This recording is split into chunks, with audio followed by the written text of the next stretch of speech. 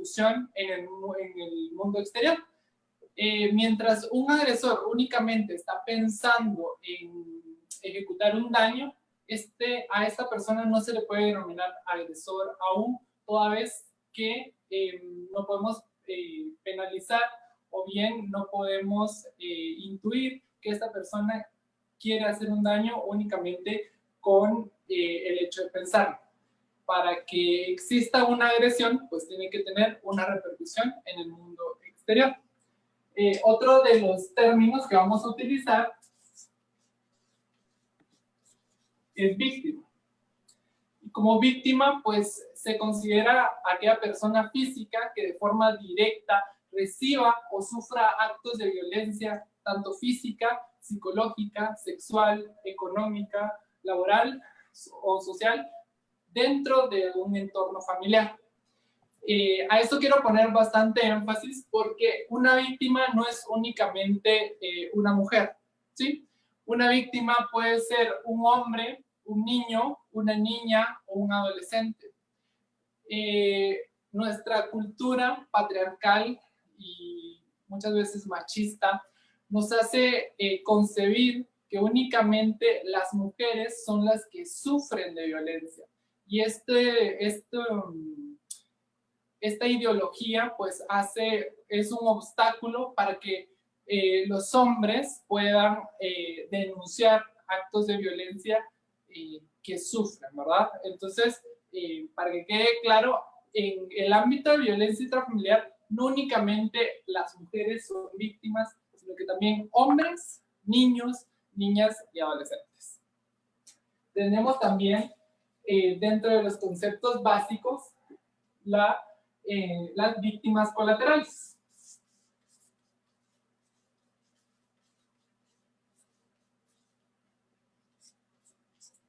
Y estas víctimas colaterales son aquellas personas que de forma indirecta sufren los actos de violencia, ya sea por estar presente en el momento o bien por recibir las consecuencias posteriores a los actos de violencia. Otro concepto es la declaración de hechos. Por declaración de hechos se entiende aquella manifestación que hace la víctima directa o que tenga conocimiento del acto de violencia.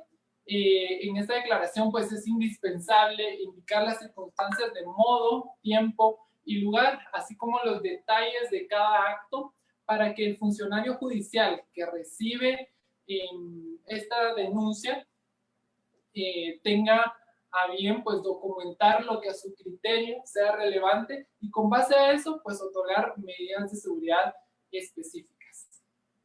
Durante el tiempo en el que estuve en el Juzgado de Paz con competencia específica para la protección en materia de violencia intrafamiliar, niñez y adolescencia, pues me daba cuenta que esta declaración de hechos, que es como el inicio del proceso para solicitar medidas de seguridad, es bastante importante, toda vez que es esa ruptura en los hechos de violencia y poder poner a disposición de las autoridades competentes el conocimiento de los hechos que una persona o que la víctima está sufriendo.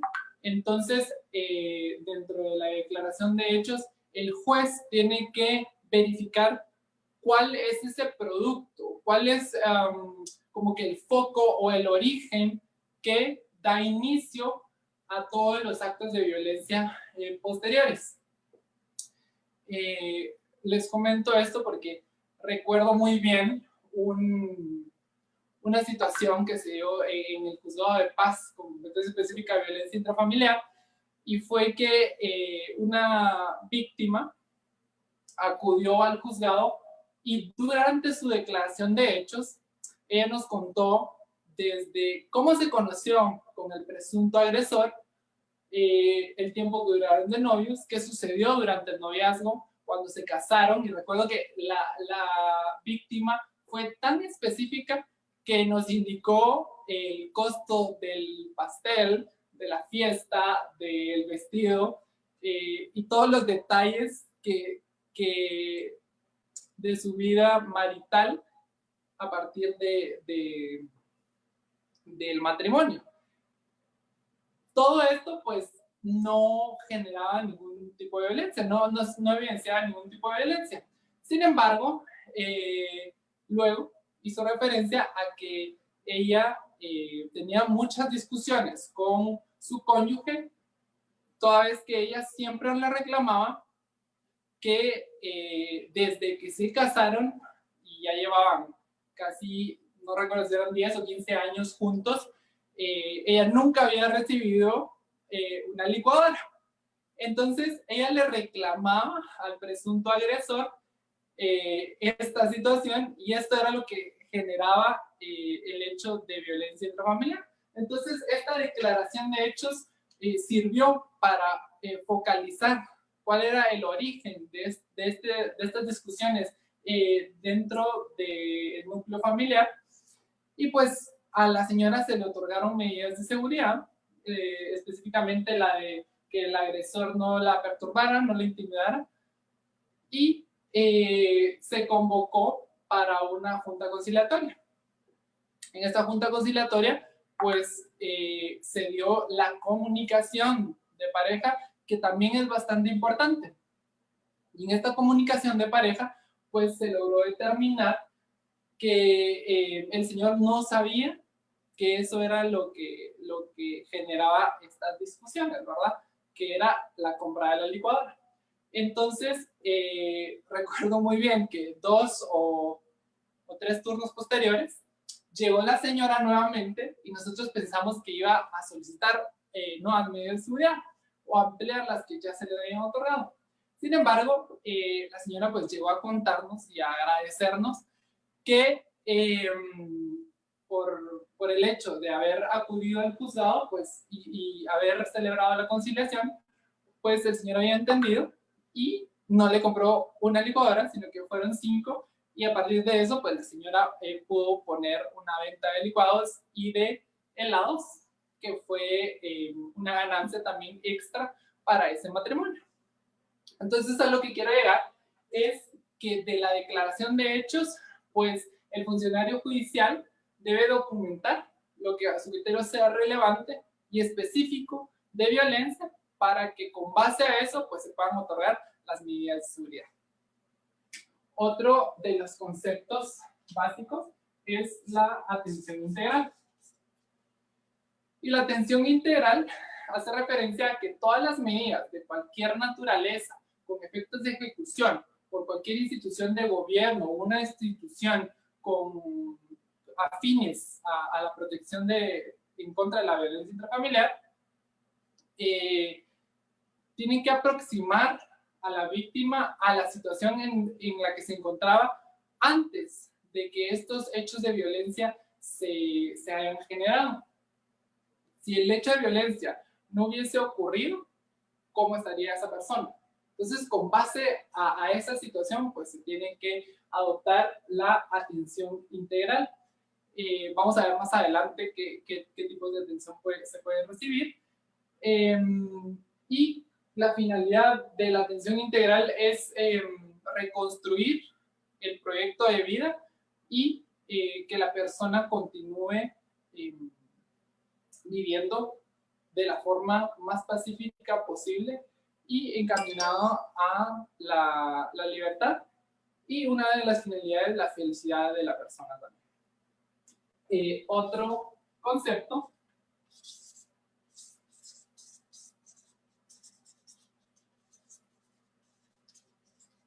es la revictimización. Y como revictimización, desde el estudio del derecho penal y las agresiones a la paz social, siempre ha existido una víctima, ¿sí? Se concebía en un principio que la víctima era como un objeto. No se le daba en sí la atención que necesitaba, como la atención integral que actualmente se da. No se le daba reparación al daño también. Y este daño que se causa a las víctimas no únicamente debe ser resarcido por medio de una caución económica, sino más bien, como lo había indicado, pues encaminar al proyecto de vida que tenga la víctima. Con el sistema acusatorio y la victimología, el papel de la víctima ha cambiado, ¿sí? Es importante porque ha pasado de ser un objeto en el proceso a ser una persona y un sujeto de derechos, al punto que desde la victimología se ha tratado de trascender con el protagonismo científico. Reside en el protagonismo científico que reside en la víctima y el concepto humano que esta persona tiene, ¿verdad? Lo que conduce a los logros objetivos tales como la comprensión, la prevención y la asistencia. Ya se conoce que las víctimas son victimizadas en 3 dimensiones, ¿sí? La primaria, la secundaria y la terciaria. Cada una de ellas las vamos a ir desarrollando más adelante, pero por el hecho de que ahorita son conceptos básicos, pues nos vamos a quedar con lo que es la revictimización, ¿verdad? Que actualmente lo que se pretende es reducir esta revictimización para que la víctima pueda tener una atención integral eficiente. Y por último, al hecho al que como personas, como Estado y cada institución del Estado no quiere llegar, es la violencia.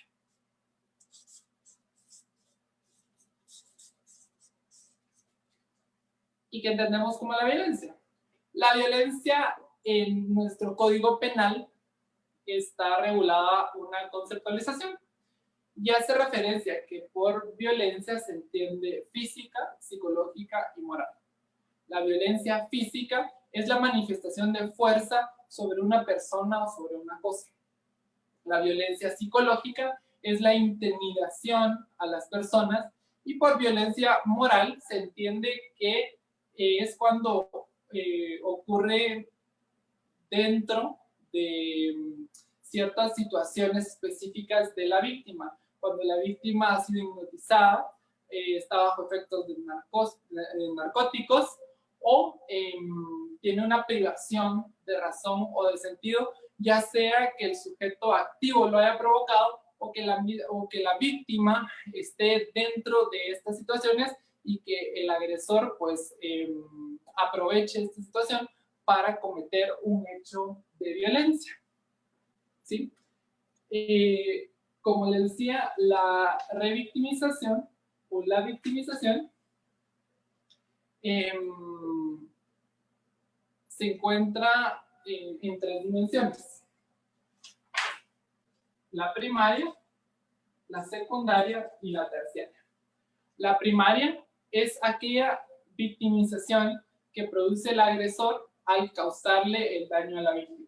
Entonces, la victimización primaria va a ser ese hecho de violencia directo en contra de la víctima.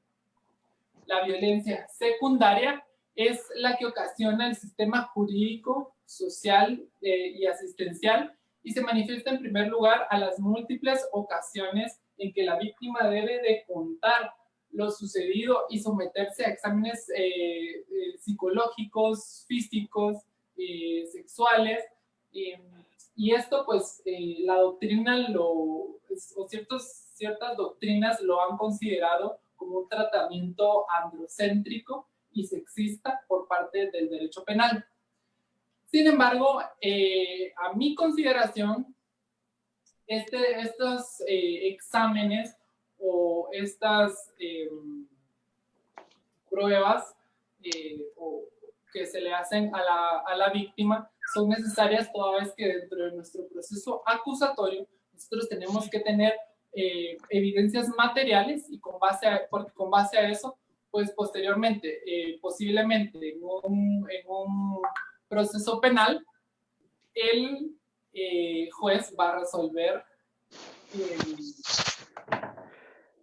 haciendo referencia a cada una de las pruebas que se van a presentar específicamente en el debate, ¿verdad?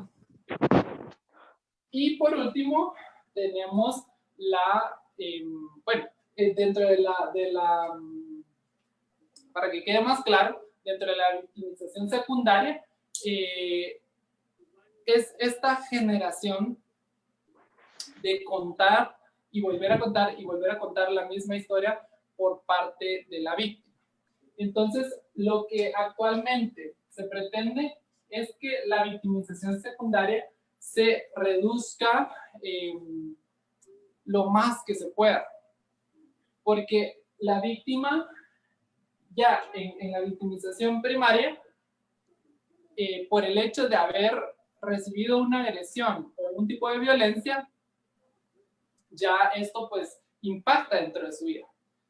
Y el hecho de llegar y contarlo por medio de la relación de hechos o de la denuncia, llegar a contarlo, pues genera nuevamente recuerdos del momento específico en que se generó pues el hecho de violencia. Y esta repetición de contarlo a distintas autoridades, pues tiene un impacto psicológico bastante grande. Por lo tanto, pues esto tiene que reducirse, y actualmente las instituciones estatales lo que pretenden es únicamente que la víctima realice una denuncia, y con base a esta denuncia pues se va a dar continuidad para que las personas no tengan que estar contando los hechos nuevamente. Y por último tenemos la victimización terciaria, y esta la provoca la sociedad al recriminar o al momento de culpabilizar el hecho que ha sufrido la víctima, ¿sí? Recuerdo que durante el tiempo también que estuve dentro del juzgado, hubieron personas que denunciaron hechos de violencia, y en Guatemala se da que cuando llega una patrulla, cuando llega un agente de la policía o alguna institución en carros oficiales, pues la gente se aglomera para saber qué está pasando, ¿sí? Entonces, a veces las instituciones públicas pues tienen las instrucciones de tener ese cuidado de no hacer como un escándalo en sí, para que las personas no se den cuenta de lo que está sucediendo o lo que está sufriendo la víctima. Sin embargo, muchas veces pues se les sale de las manos y las personas se enteran de lo que está sucediendo, y la víctima posterior al proceso de solicitud de medidas de seguridad regresa a su residencia, y entonces ya las vecinas, los vecinos o las personas que se dieron cuenta de este tipo de actos que sufrieron, bueno, pues ya la tachan directamente con el adjetivo calificativo que sufrió la víctima, ¿sí? Muchas veces hay personas a las que han sufrido abusos sexuales, y las personas, la sociedad o el entorno que está a su alrededor se da cuenta, y pues lo recriminan con adjetivos peyorativos como la violada, el violado. Entonces este tipo de situaciones pues hace que la víctima también tenga una repercusión en su ámbito psicológico, y a esto se le denomina violencia o victimización terciaria, porque es directamente la sociedad quien hace esos señalamientos. Actualmente, la aplicación de justicia en el siglo XXI debe impartirse desde la perspectiva de derechos humanos, y teniendo en cuenta las particularidades relacionadas al ámbito familiar, pues se entiende que el ámbito familiar pues es un derecho humano, toda vez que se genera dentro de la privacidad de una relación entre personas.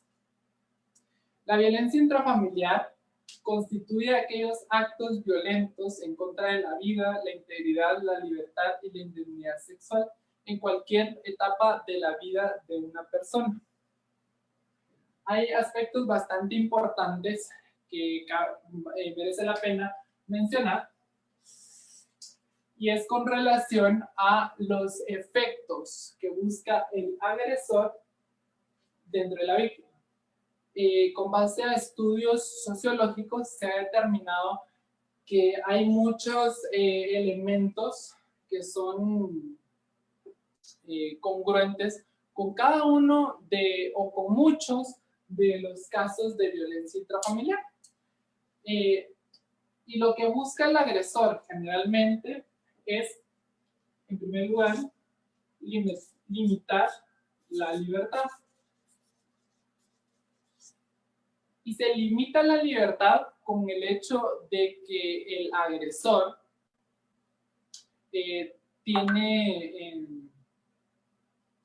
tiende a limitar las acciones que la víctima puede realizar.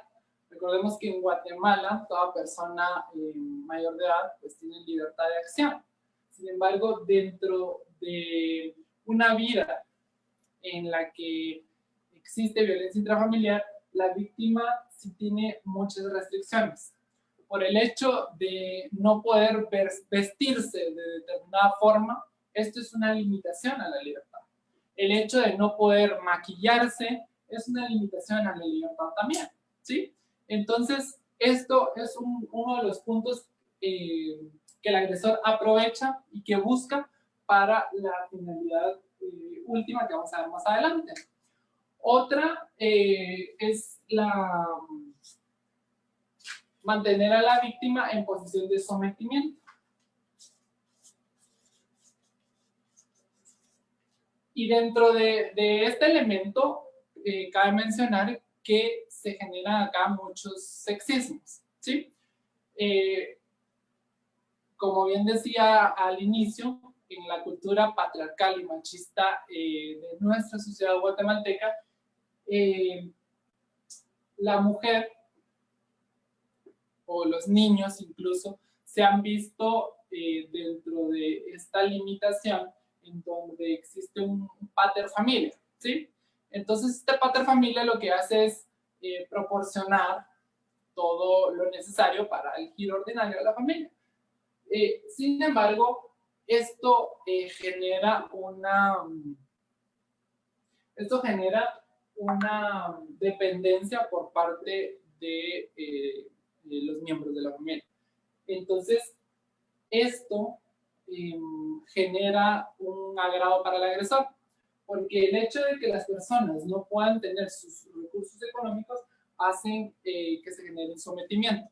Entonces, desde el inicio, el hecho de usar el de en apellido de casado, para muchos autores, se considera parte de un sometimiento por parte de una posible víctima.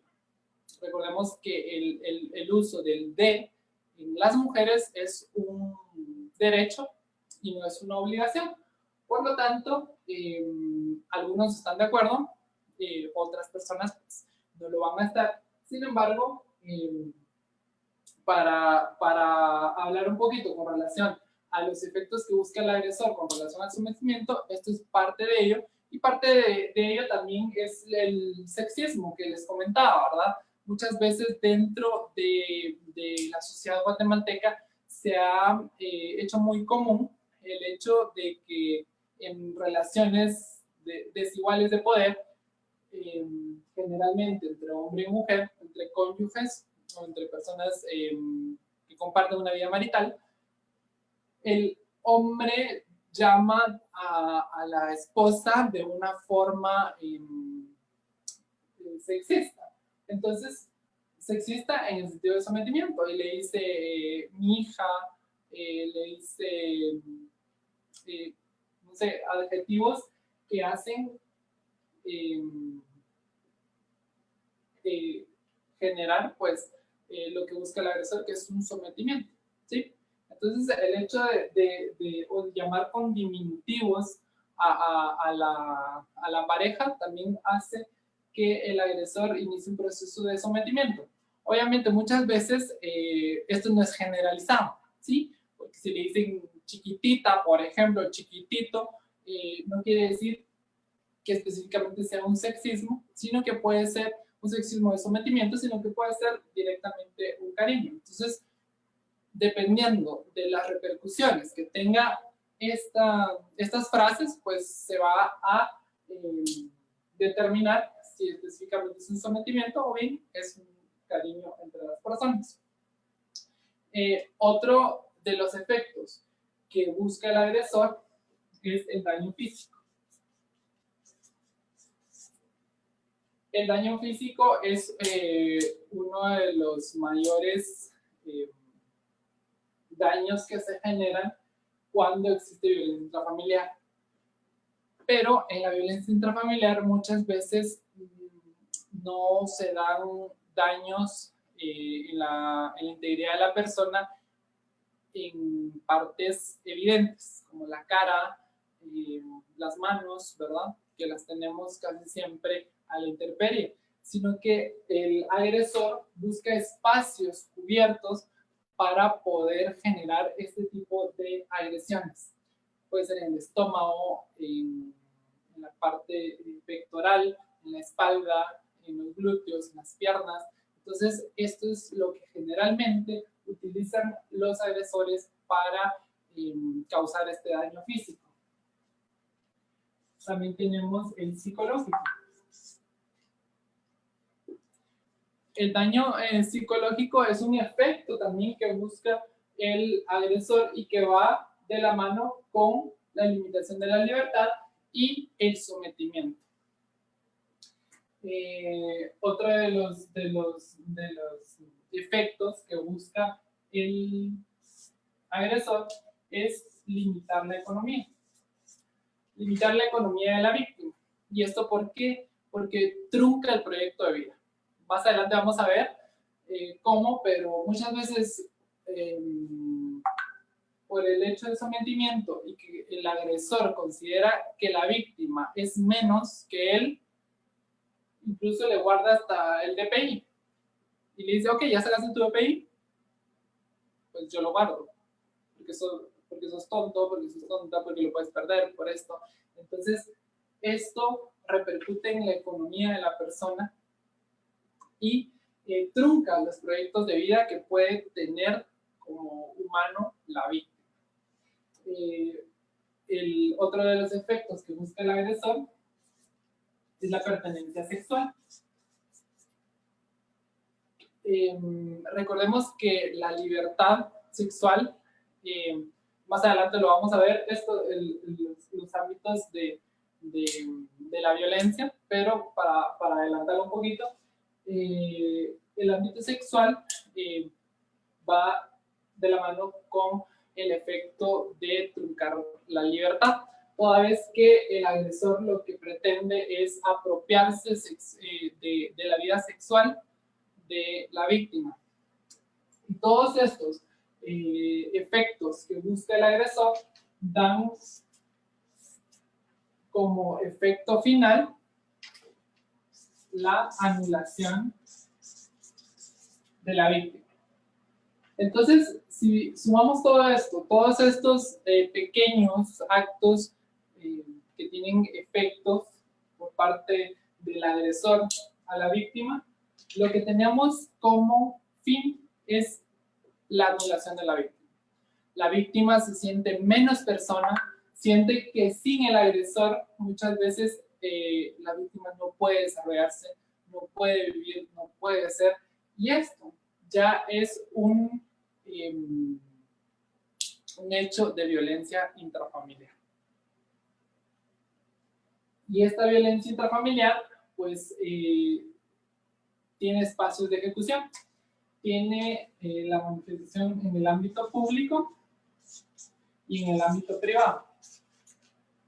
En el ámbito público es cuando se desarrolla dentro de la comunidad o la sociedad en espacios donde generalmente hay más personas, ¿sí? Esto puede ser en las vías públicas, en iglesias, centros comerciales, no sé, en lugares donde existan un público en general, y el ámbito privado. El ámbito privado tiene lugar dentro del ambiente de confianza.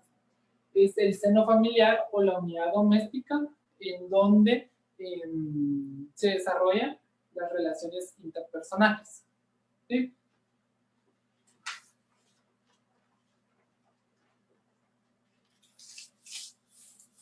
Bueno, tenemos las manifestaciones de violencia.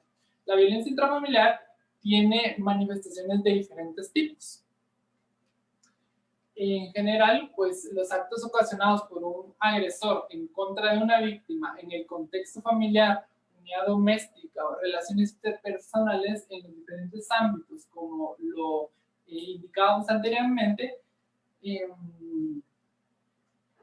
se desarrolla dentro de las manifestaciones siguientes.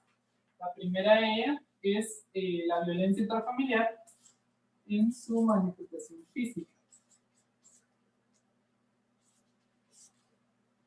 La manifestación física son aquellas acciones o omisiones que dan como resultado el daño o sufrimiento ocasionado por el agresor en contra de la víctima, en el marco de generalmente las relaciones desiguales de poder.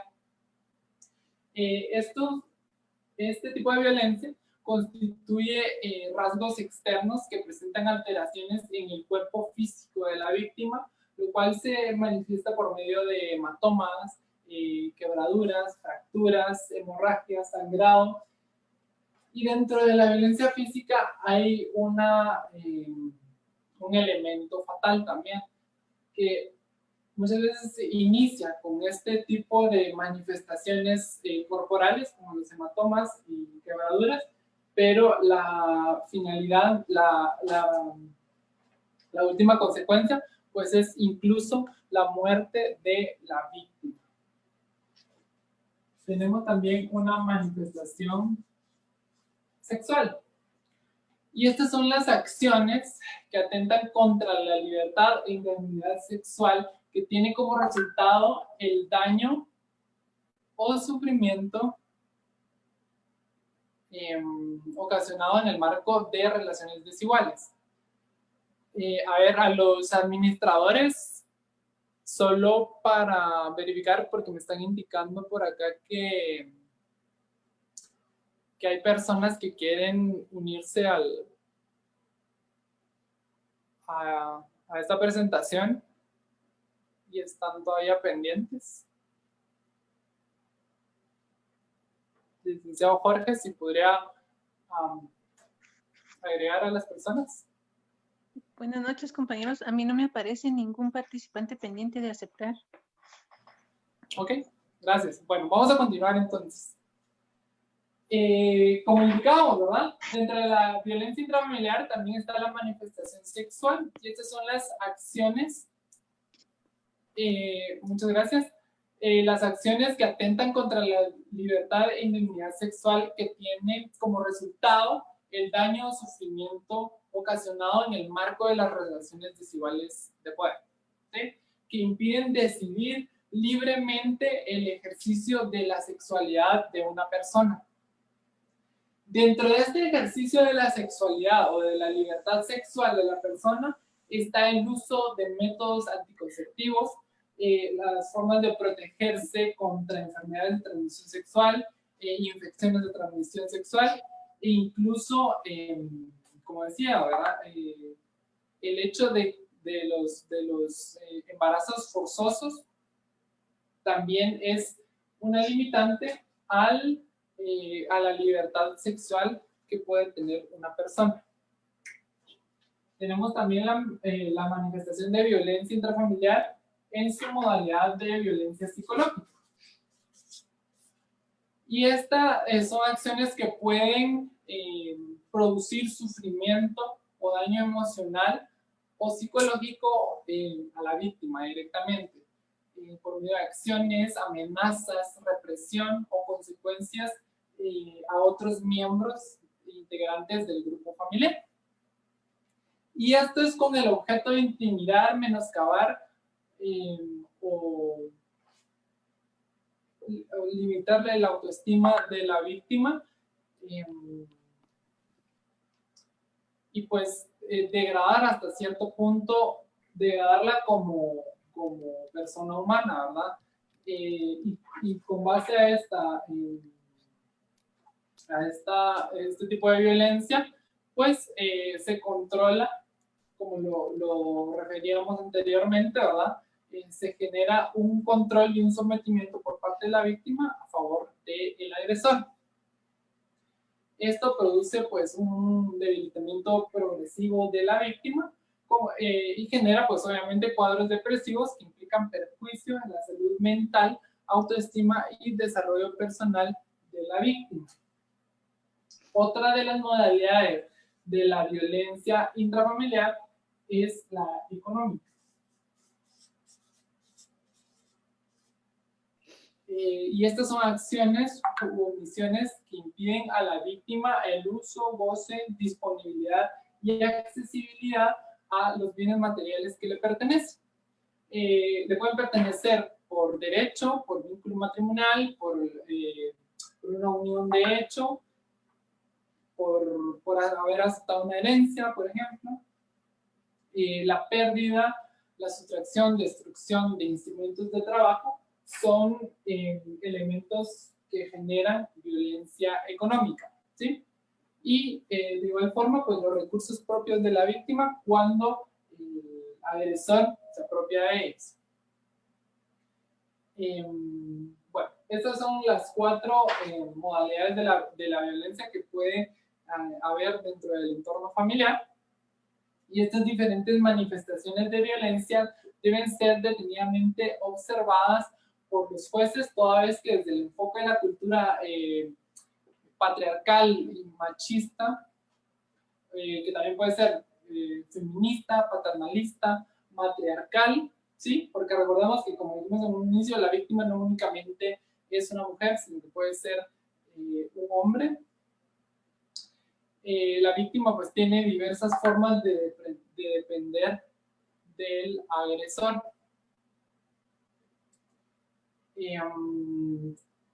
Bueno, en especial en el aspecto económico, ¿sí? Esto genera bastante codependencia de la víctima con relación al agresor, porque en estas relaciones muchas veces las relaciones desiguales de poder no es en cuestiones de aspectos físicos, de violencia física, sexual y psicológica, sino que directamente es la económica. Y la persona se retrotrae como humano porque empieza a tener pensamientos de que el proveedor de su economía pues es necesario para su vida, y esto pues definitivamente no es así. Entonces hay que hacérselo ver a las personas que sufren de violencia intrafamiliar y no salen de esa violencia por los aspectos económicos de los cuales depende. Este tipo de violencia también hace que muchas de las víctimas abandonen la instancia judicial o las denuncias que han iniciado. Bueno, tenemos también dentro de la violencia intrafamiliar muchos mitos que se generan. Hay personas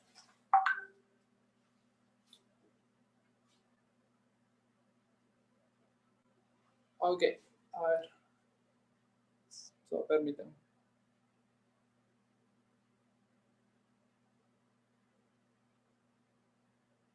Creo que están pendientes.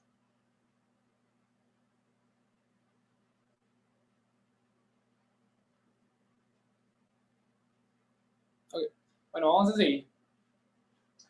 Dentro de este ámbito social, que es o esta plaga, podría decir, que hemos de erradicar de la sociedad, y es la violencia intrafamiliar, pues existen muchos mitos. Uno de ellos es que a la víctima le gusta que le peguen. Cuando hay violencia intrafamiliar en su modalidad de violencia física, muchas personas tienen conocimiento de este tipo de actos y dicen, ah, él no sale de ahí o ella no sale de ahí porque le gusta que le peguen. Y esto no es así. Lo que pasa es que el hecho de llegar a una autoridad, de romper ese vínculo que se tiene con el agresor, no es como que fácil del todo. Una persona necesita una atención psicológica primaria para saber las repercusiones que va a generar el hecho de denunciar la violencia intrafamiliar. Entonces, muchas personas no salen de esto porque muchas veces no conocen de las medidas de seguridad y otras veces porque tienen miedo de las repercusiones que pueda tener el agresor en su contra. Sin embargo, recordemos que esta es una de las finalidades de la medida de seguridad. Tener una protección integral de la víctima y que esta víctima salga de la violencia, ¿sí? Otro de los mitos es que solo se quiere asustar al agresor.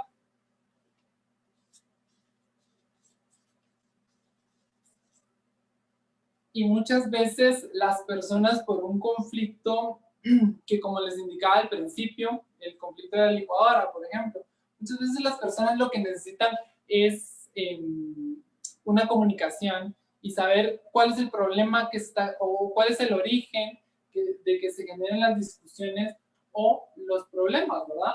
Entonces, esto muchas veces las personas tergiversan la figura de las medidas de seguridad y llegan a los juzgados. Yo recuerdo que esto pasaba mucho cuando estaba en el juzgado de violencia intrafamiliar, niñez y adolescencia.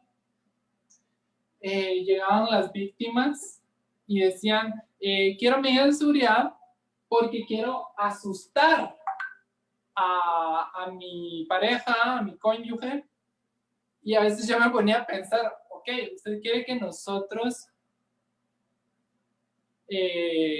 decretemos una medida para asustar a la persona? O sea, me ponía a pensar yo, ¿verdad? Y decía yo, ¿cómo vamos a llegar? ¿Una máscara o no sé? Entonces, las medidas de seguridad no son directamente para esto, sino que las medidas de seguridad son específicamente para guardar la vida, la libertad y la integridad de la víctima. Bueno, eso. Y otro de los mitos o otras de las situaciones que se daban mucho eran los celos. Cuando llegaban víctimas a solicitar medidas de seguridad, muchas veces lo hacían porque la pareja, el conviviente, exconviviente o con quien se había procreado hijos, estaba con una nueva pareja, ¿sí? Ya habiendo disuelto el vínculo, entonces lo que hacían era solicitar medidas de seguridad por cierta, como una represalia. Entonces, esto es un aspecto en donde se han tergiversado las medidas de seguridad que tienen como finalidad, como ya indiqué anteriormente, el resguardo de la integridad de la persona.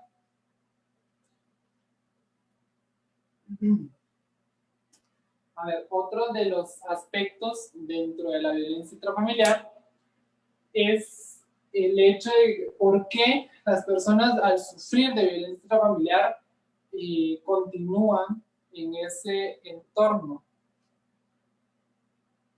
Okay.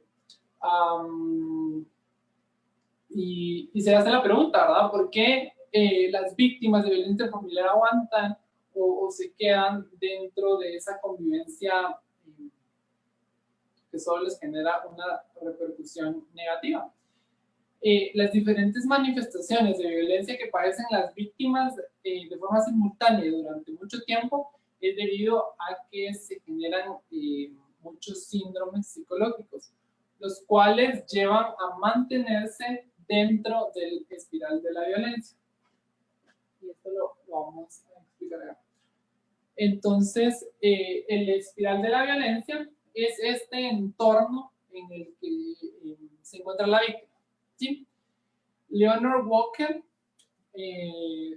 hace referencia a que la violencia intrafamiliar tiene una forma cíclica y se desarrolla principalmente en 3 fases.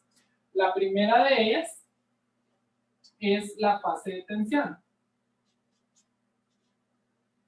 En esta fase de tensión se caracteriza por una escalada gradual de tensión que se manifiesta en actos en donde se aumenta la fricción entre las relaciones intrafamiliares. Entonces, están la víctima y el agresor y se empiezan a generar conflictos y discusiones, ¿sí? El agresor expresa hostilidad, pero no en forma explosiva, sino que hay como que cierto distanciamiento y ciertas discusiones entre los miembros de la familia. La víctima, por lo general, intenta calmar y complacer, o al menos no hacer aquello que le pueda molestar al agresor, en la creencia irreal de que puede detener la agresión, pero esta sigue en aumento. Y la siguiente fase del espiral de la violencia es la fase de agresión o fase de explosión.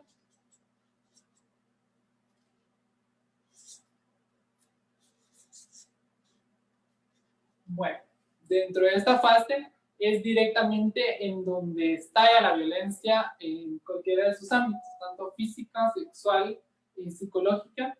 En esta etapa generalmente es cuando la víctima denuncia los malos tratos y en la que puede decidirse a contar lo que le está pasando. Sin embargo, posterior a ello, muchas víctimas no realizan la denuncia, o si la hacen, generalmente se da una tercera fase, independientemente de la denuncia, que es la fase de conciliación, o algunos le conocen como luna de miel. ¿Sí? En esta fase es cuando el agresor se arrepiente de lo que ha hecho, pide perdón, le hace promesas de cambio, le regala cosas. Se supone un esfuerzo positivo para que la víctima continúe dentro de la relación familiar. También le permite ver el lado del agresor, fomentando la esperanza de que puede llegar a cambiar. Con el tiempo, la fase de agresión se repite más a menudo y se erradica la fase de conciliación o luna de miel. Recuerdo que muchas veces en el juzgado, cuando llegaban a solicitar medidas de seguridad, específicamente en la fase de explosión o en la fase de tensión, llegaban las víctimas y nos hacían una relación de los hechos de violencia que habían sufrido. Se les otorgaban medidas de seguridad y a los días llegaba nuevamente la víctima y decía, mire, fíjese que quiero quitar las medidas de seguridad. Ya no las necesito, ya no quiero. Entonces nosotros nos quedamos como, ok, ¿qué pasó? Si hace 3 días usted ya no quería saber nada del agresor o de la agresora y ahora pues quiere que se retiren medidas de seguridad. ¿Y eso por qué? Y era específicamente por esa fase. Llegaba el agresor con regalos, prometiendo de todo, y la víctima nuevamente caía en esto de querer continuar con la relación o querer mantenerse dentro de la relación familiar, ¿sí? Hay muchos estudios, tanto psicológicos como sociales, en donde se llega a la conclusión de que una persona, de que un agresor nunca cambia, ¿sí? Y es por ello que esto es cíclico. Antes se le conocía como el círculo de la violencia. Sin embargo, con los nuevos estudios que se han hecho con base a la victimización, se ha determinado que es un espiral de violencia. Porque cada vez las agresiones van en aumento. Hoy le jalaron el pelo, mañana le van a pegar y en unos meses la víctima va a fallecer. Entonces, desde la fase de tensión, nosotros tenemos que evitar la violencia, ¿sí? Hay casos excepcionales, obviamente, en donde sí la víctima puede armonizar, obviamente, con un acompañamiento psicológico para continuar esa armonía social que pueda tener con la víctima. Para romper esta espiral de la violencia, en Guatemala tenemos una herramienta jurídica que es la ley para prevenir, sancionar y erradicar la violencia intrafamiliar.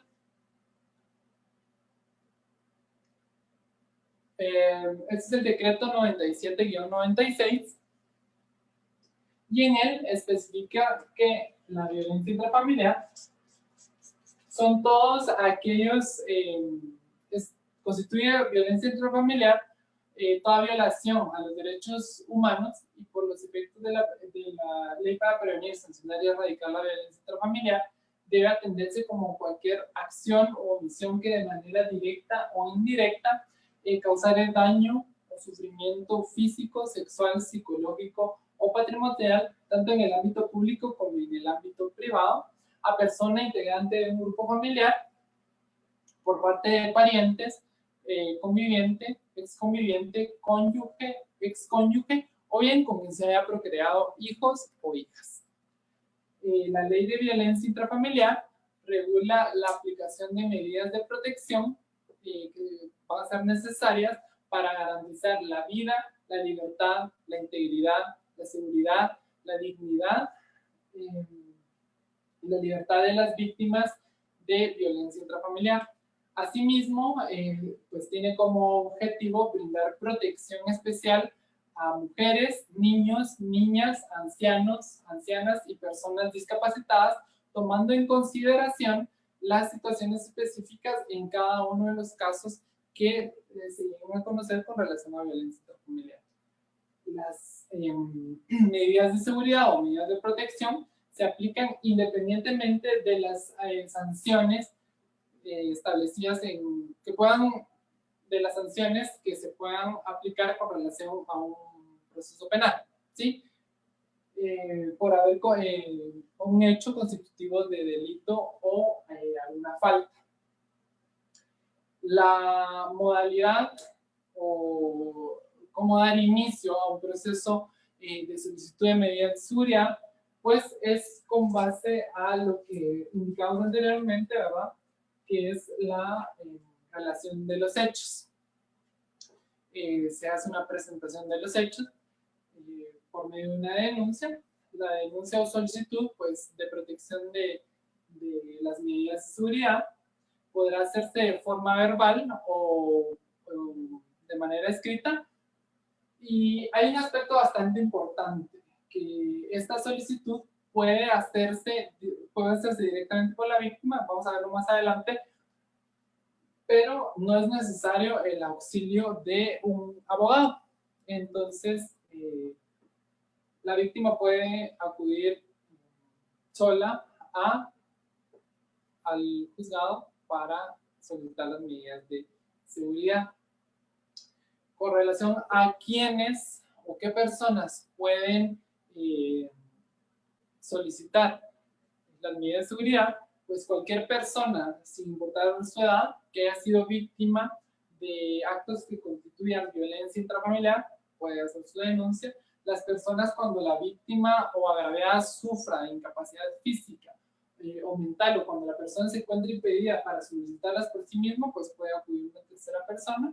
O bien, también cualquier miembro del grupo familiar en beneficio de otro y que haya sido obviamente testigo del hecho.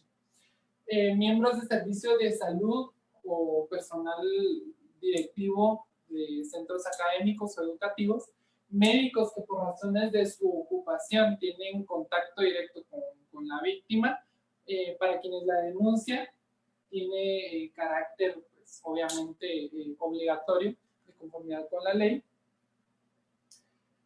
La denuncia pues también la puede solicitar las organizaciones no gubernamentales y las organizaciones sociales cuyo objeto sea la protección de derechos de la víctima o derechos de la mujer, derechos de los menores y en general las que atienden la problemática familiar dentro de los fines específicos. Si la víctima es menor de edad, pues la víctima va a ser representada por la Procuraduría General de la Nación, ¿sí? Sin embargo, esto no limita a que un niño, una niña o un adolescente puedan acudir a una institución pública, a un juzgado directamente, a denunciar hechos de violencia intrafamiliar. Recordemos que en la Ley de Protección Integral de la Niñez y Adolescencia y en la Convención sobre Derechos del Niño, se refiere a que todo niño, niña y adolescente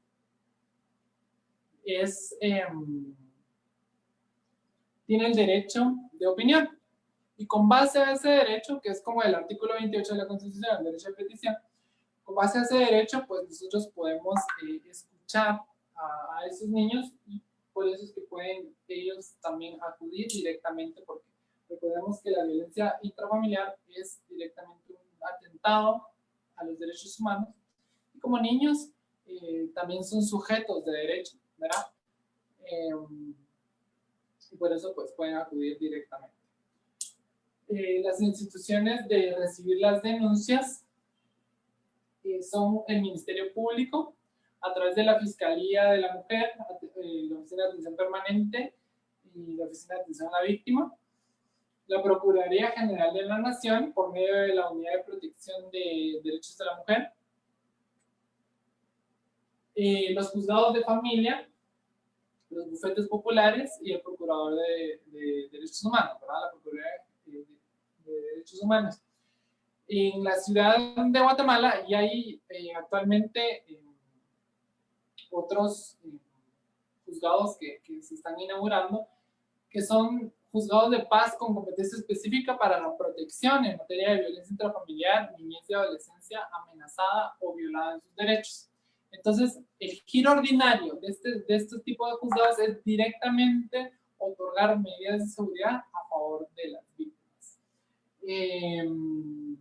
Si bien en los lugares en donde no exista este tipo de juzgados con esta competencia específica, pues se va a poder acudir a los juzgados de paz que atienden las 24 horas en cada uno de los municipios de la República de Guatemala.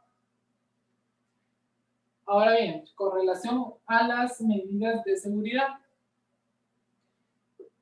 nuestra legislación tiene un amplio catálogo para que el juez pueda ordenar ciertas medidas de seguridad. Además de las contenidas en el artículo 88 del Código Penal, los tribunales pueden, de conformidad con las situaciones específicas, pueden ordenar que se decreten medidas de seguridad a favor de la víctima. Y entre ellas está, pues, ordenar al presunto agresor que salga inmediatamente de la residencia común. Si este se resiste, obviamente, pues se va a utilizar la fuerza pública. Esta es una de las primeras medidas de seguridad que se pueden decretar. Otra de ellas, pues, es ordenar la asistencia obligatoria a determinada institución con programas terapéuticos, educativos, tanto psicológicos como académicos. Esto generalmente se da para que las personas puedan acudir a Alcohólicos Anónimos, a Escuela para Padres y a ciertos programas que tienen instituciones de gobierno y que pueden tener un cambio positivo para la persona. Incluso dentro de estas, ordenar la asistencia obligatoria a instituciones están los bufetes populares de las facultades de psicología, ¿sí? Porque se les da un tratamiento especial a los agresores para que puedan cambiar esa mentalidad de generar violencia y anular a la víctima, ¿sí? Otra de las medidas de seguridad es ordenar el allanamiento de morada cuando por violencia intrafamiliar se arriesgue gravemente la integridad física, sexual, patrimonial o psicológica de cualquiera de los habitantes o integrantes del grupo familiar. Obviamente esto va investido dentro de la figura del allanamiento que conocemos, ¿verdad? En el horario que establece la ley, pero pues también se puede generar para poder resguardar a la integridad de las personas, ¿verdad? Otra de las medidas de seguridad es prohibir que se introduzca o se mantengan armas en la casa de habitación cuando se utilice para intimidar, amenazar o causar daños a alguno de los integrantes del grupo familiar. Esto va de la mano también con el hecho de que se pueden decomisar las armas en posesión del presunto agresor, porque estas sirven para intimidar a la víctima, ¿sí? Muchas veces, a ver, la víctima no tiene un conocimiento pericial con relación a un arma, pero saben cuál es la repercusión que puede generar un arma de fuego o un arma blanca. Entonces, la prohibición de tener armas dentro de la residencia, pues, la puede ordenar el juez. Y asimismo, el decomiso de armas de fuego que pueda tener el agresor, incluso si este tiene una portación o la tenencia de armas, ¿verdad? La licencia de portación, pues obviamente puede ser decomisada independientemente de ese extremo. Otra de las medidas de seguridad es suspender provisionalmente al presunto agresor la guardia y custodia de sus hijos o hijos menores de edad. Esto generalmente se da cuando hay corrupción de menores. Recordemos que la corrupción de menores es un delito, pero con medidas de seguridad puede darse inicio a un proceso para suspender provisionalmente la guardia y custodia de un progenitor de los hijos. Ordenar al presunto agresor abstenerse a interferir en cualquier forma el ejercicio de guardia, crianza, educación de los hijos e hijas, también es una medida de seguridad que puede ordenar un juez. Asimismo, suspender al agresor el derecho de visitar a sus hijos e hijas en caso de agresión sexual contra menores de edad.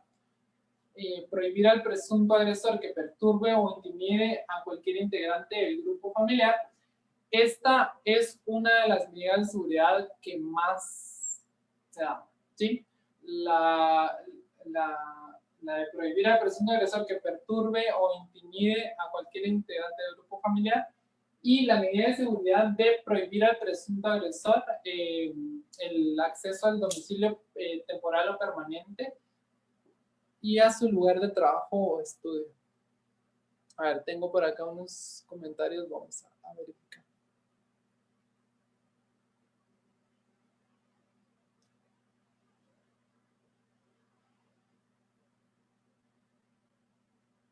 Sí, recordemos que los policías, no es que no les agrade hacer allanamientos, lo que pasa es que tienen que hacerlo porque ya llevan una orden judicial, y recordemos que el allanamiento no únicamente es la orden.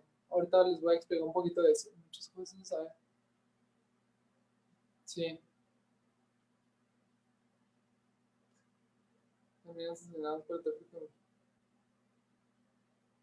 Ok, con relación al allanamiento. Cuando se ordena dentro de las medidas de seguridad el allanamiento, se genera la orden, ¿sí? Del allanamiento, específicamente en la morada, se le hace el conocimiento al morador, al director de la Policía Nacional Civil, para que ordene a los agentes específicos para ejecutar esa diligencia. Y actualmente, dentro de la misma orden, se le da un plazo de 24 horas para que los agentes informen con relación a la diligencia del allanamiento. Entonces, con relación a eso, pues considero que al incluir eso, pues tienen la obligación de realizarlo, y si no ejecutan el allanamiento, pues tienen que especificar la razón, y la razón pues tiene que ser válida, no únicamente por el hecho de que no hayan querido hacerlo, ¿sí? Eso es con relación a lo que escribió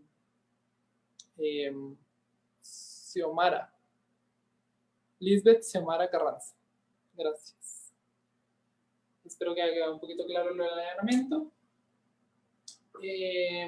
Bueno, otra de las medidas de seguridad que se pueden otorgar a las víctimas es fijar una pensión alimenticia provisional de conformidad con lo que establece el Código Civil. Esta medida de seguridad es bastante discutida, porque al igual que el embargo de bienes que vamos a ver adelante, de nada, Lisbeth, mucho gusto. Con relación a la obligación de una pensión alimentaria, es bastante discutida, porque por el derecho de defensa que tiene el presunto agresor. Si yo ordeno la obligación de pagar una pensión, yo tengo que tener conocimiento de si la persona trabaja, en qué trabaja, cuánto genera. Porque si le pongo una pensión demasiado alta, recordemos que existe la ejecución de la pensión, y asimismo esto conlleva pues también el delito de negación de asistencia económica. Entonces, por estas situaciones, muchas veces se le solicita a la víctima que inicie su proceso oral de alimentos, y no únicamente solicitarla de forma provisional como medida de seguridad.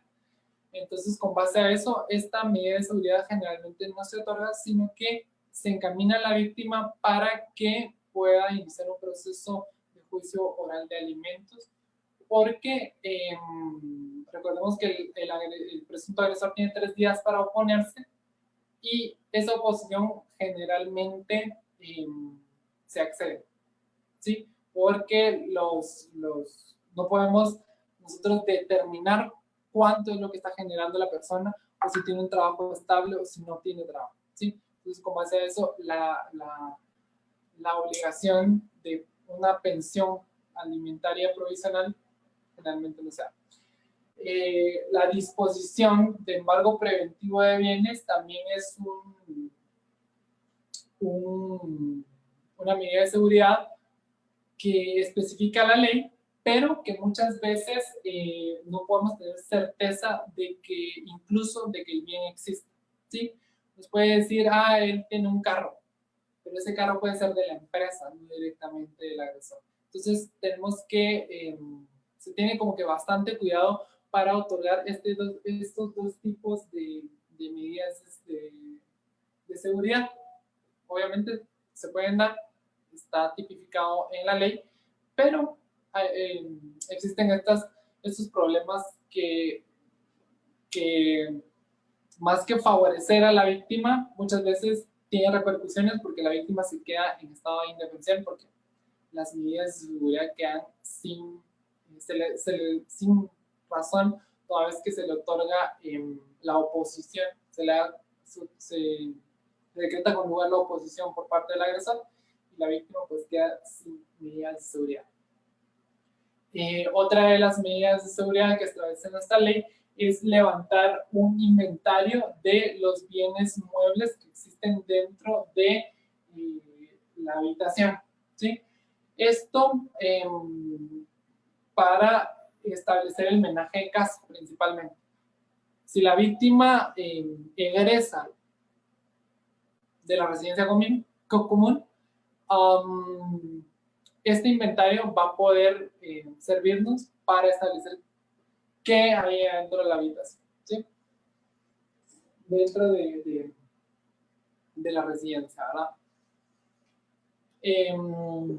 Otorgar el uso exclusivo por un plazo determinado del menaje de casa a la persona agredida, también es otra de las medidas con relación al menaje de casa. Ordenar al presunto agresor que se abstenga de interferir en el uso y disfrute de los instrumentos de trabajo de la víctima, también es otra medida de seguridad bastante importante, porque recuerdo que cuando estaba en el juzgado muchas veces los agresores, por el efecto de retener a la víctima, lo que hacían es que escondían sus instrumentos de trabajo. A veces el DPI, para conseguir trabajo, arruinaban sus instrumentos para tener repercusiones en el trabajo y que la víctima ya no pudiera trabajar. Entonces, esta es una medida de seguridad que también el juez puede ordenar para poder eliminar este tipo de violencia, directamente la violencia económica, ¿verdad? El juez también puede ordenar al presunto agresor la reparación en efectivo, en dinero, de los daños que se le ha ocasionado a una persona agredida, a los bienes que sean indispensables para continuar su vida normal. Si incluyen gastos de traslado, pues también se puede ordenar que esto los sufrague el agresor, así como los gastos médicos, de alojamiento mientras no tenía dónde residir, entre otros tipos de consecuencias monetarias que puede sufrir una víctima, ¿sí? También recordemos que dentro de... Estas son las medidas de seguridad que establece la ley para prevenir y sancionar y erradicar la violencia intrafamiliar. Sin embargo, en la ley de tribunales de familia se les inviste de una facultad especial a los jueces en la que pueden otorgar medidas de seguridad que a su consideración consideren pertinentes. Entonces, no son números clausus los que nos establece el decreto de la ley para prevenir, sancionar y erradicar la violencia intrafamiliar, sino que los jueces pueden otorgar otras medidas de seguridad que no estén estipuladas en la ley. Las medidas de seguridad se otorgan por el plazo que no puede durar menos de un mes, pero no puede excederse de 6 meses. La Policía Nacional Civil también tiene, como indicábamos, ¿verdad? Tiene determinadas obligaciones que cumplir en las situaciones cuando se genere violencia intrafamiliar. Una de estas obligaciones es socorrer y prestar protección inmediata a las personas agredidas, aun cuando se encuentren dentro del domicilio al momento de la denuncia, ¿sí? En caso de flagrancia y que pueda haber un hecho constitutivo de delito, pues están obligados a realizar la aprehensión y poner a disposición de las autoridades competentes al presunto agresor. Levantar un informe, un parte policial sobre los hechos a los que tuvieron conocimiento, para lo cual deben recoger información de los familiares, vecinos u otras personas que estén presentes o que estuvieron presentes al momento de el acto de violencia. Con relación a las armas, los policías pues tienen la obligación también de decomisarlas y decomisar cualquier tipo de objeto con el que el agresor haya amenazado o agredido a la víctima. Y obviamente, pues acá ya también puede haber un hecho constitutivo de delito, entonces puede aprenderse y presentarse a la autoridad competente. Bueno, ahora vamos a eso. Es con relación a la violencia intrafamiliar. La violencia intrafamiliar y las medidas de seguridad. Ahora vamos a entrar a conocer un poco del fenómeno de la violencia y el delito. ¿Sí? Vamos a hacer una diferenciación y vamos a ver también, posterior a esto, a tener la conclusión para el tema principal. A ver, ¿alguien tiene un duda? Vamos a dar espacio para dudas posterior al finalizar la presentación, ¿sí? Ok.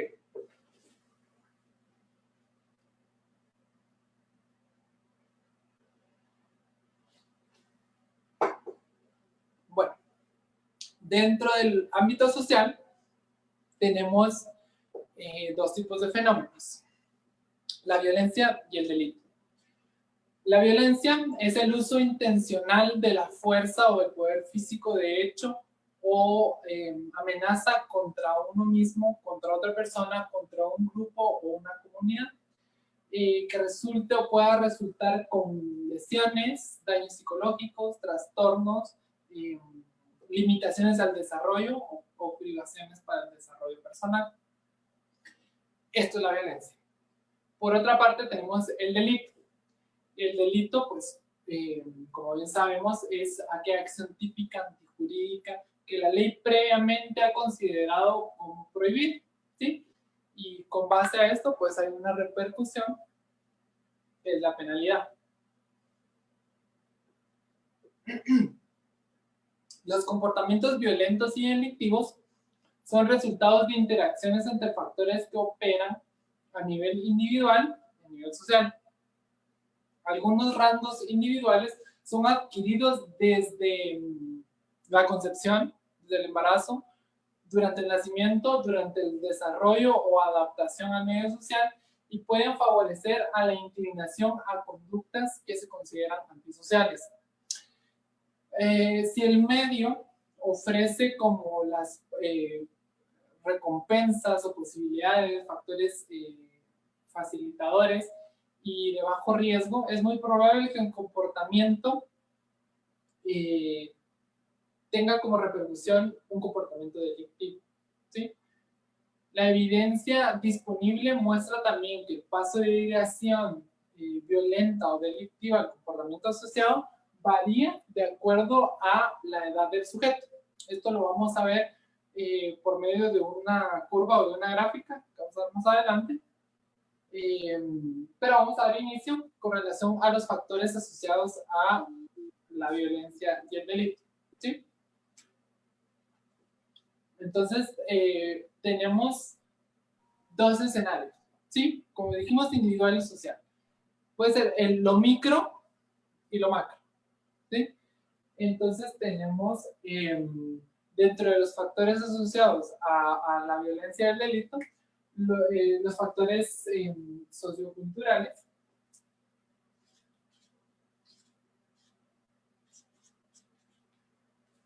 Tenemos también los factores de desarrollo.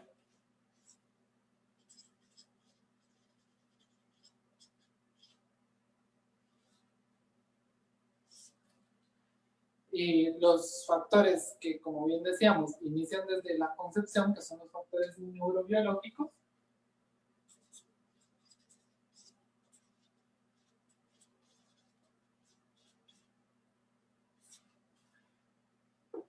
Y, bueno,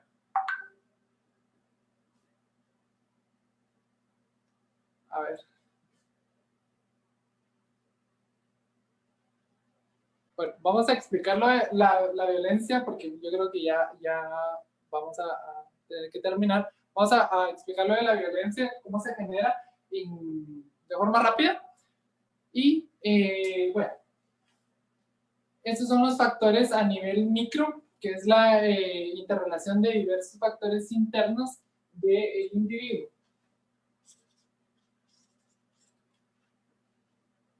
Esto pues nos encamina o nos lleva a la motivación al comportamiento antisocial.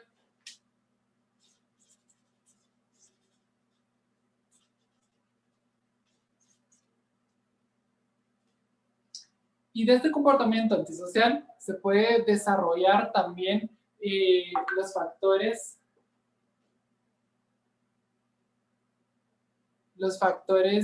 asociados a la violencia en el ámbito macro, o sea, con repercusiones sociales. Dentro de estos factores está la oportunidad,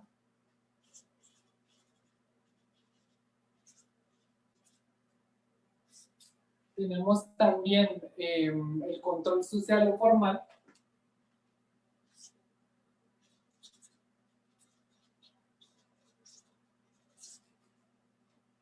y esto tiene como consecuencia final la violencia o el delito.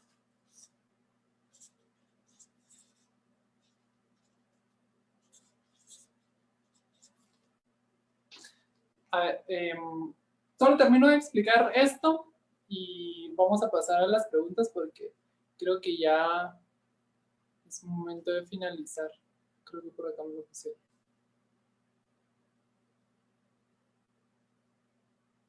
Bueno, se los explico de forma así rápida para dar por concluido cómo se genera la violencia. Y tenemos los aspectos neurobiológicos. Esto con relación a que la persona, desde su concepción, durante las etapas de embarazo, generan determinadas sustancias y también genes que repercuten en su desarrollo social. Entonces, esos aspectos neurológicos van encaminados junto con el desarrollo. El desarrollo es ese entorno en donde la persona se realiza como tal. Y los aspectos socioculturales son todas esas esos elementos del mundo exterior que tienen repercusión directamente en mi contra o a mi favor como persona. Esto nos lleva a un comportamiento antisocial. Si nuestro desarrollo neurobiológico fue malo, nuestro desarrollo como persona también es malo y nuestro ambiente sociocultural no es el adecuado, esto nos genera un comportamiento antisocial. Hasta ahí, en lo individual, como persona. Pero ¿qué pasa? Si yo tengo la oportunidad de delinquir, si no existe un control social o las normas no son lo suficientemente, o el Estado no está directamente presente para poder tener el control social, pues con esos dos elementos nosotros vamos a generar la violencia. Y de la violencia también se generan los delitos. Entonces, el aspecto micro puede generar conductas antisociales, pero que no van a tener relevancia en aspectos de la sociedad en general. Pero cuando el Estado o dentro de la sociedad se generan oportunidades y hay falta de control social, pues es indiscutible que va a haber violencia. Entonces, la violencia intrafamiliar, para erradicar la violencia intrafamiliar,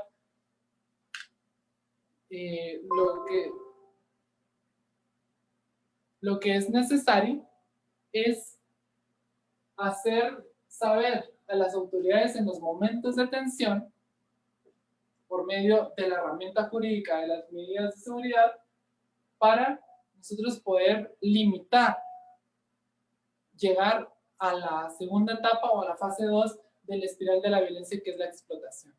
Entonces, se tiene que tener en cuenta que un agresor no cambia, que un agresor va a dejarse llevar por sus impulsos, y estos impulsos lo que van a generar es más violencia. Y la violencia siempre va en aumento, ¿sí? Entonces, lo que tenemos que hacer es erradicarla o detenerla desde el momento de tensión. También hacerles el recordatorio como conclusión de que las víctimas de violencia no únicamente son mujeres. Las víctimas de violencia pueden ser hombres, niños, niñas y adolescentes. Como sociedad tenemos que estar atentos a que este tipo de conductas antisociales evidentemente hoy en día se dan. Y por ello, pues tenemos que tener en cuenta de que tenemos que ir limitando y tener conocimiento también de este tipo de herramientas que el Estado nos proporciona para nosotros poder prevenir, sancionar y erradicar la violencia intrafamiliar. Hasta acá voy a llegar porque por temas de tiempo, pues ya no vamos a poder continuar, pero espero que haya quedado claro cuál es la forma de prevención de violencia por medio de la herramienta jurídica de las medidas de seguridad. Así que no sé si procedemos a dudas que las personas puedan tener.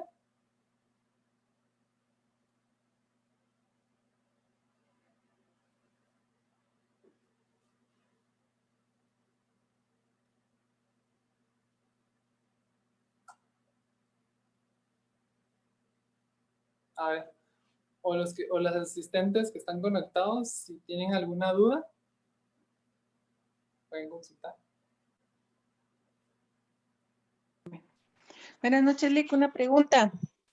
Suele suceder que cuando se denuncia violencia física, la oposición la envían para que la conozca el juzgado de familia. Yo tengo entendido que eso es equivocado porque la oposición no tiene que conocer el de instancia de femicidio. Ok.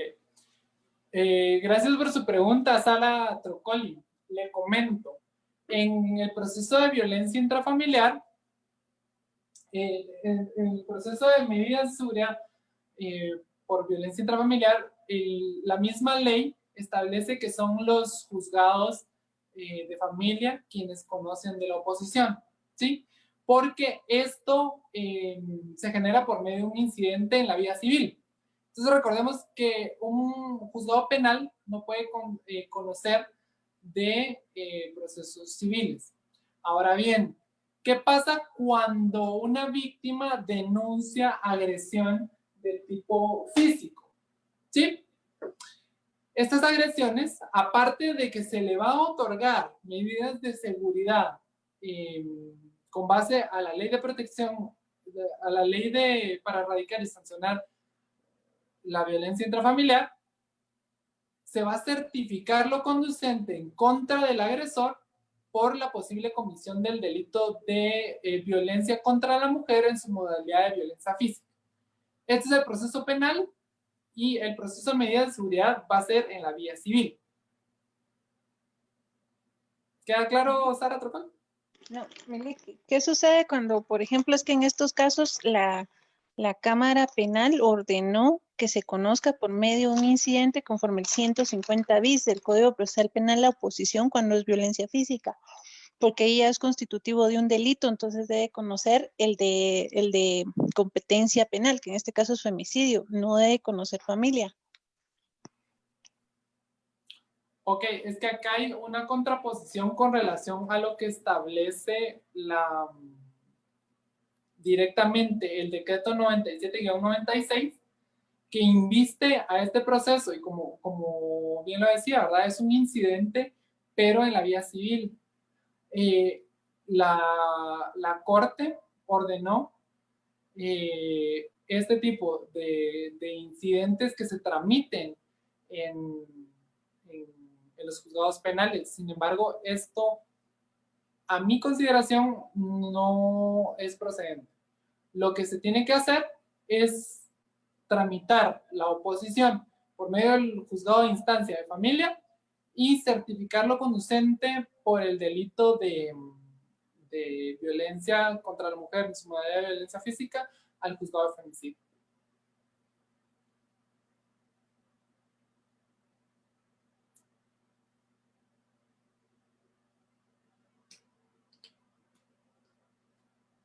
¿Alguien más tiene alguna duda?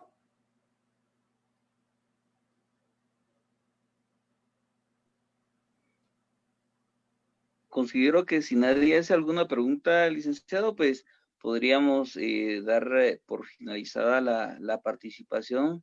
Voy a ceder el espacio a la licenciada Sara para el cierre correspondiente, licenciado, y reitero el agradecimiento por el espacio y el tiempo brindado para poder compartir sus conocimientos, licenciado. A ustedes, muchas gracias por la invitación.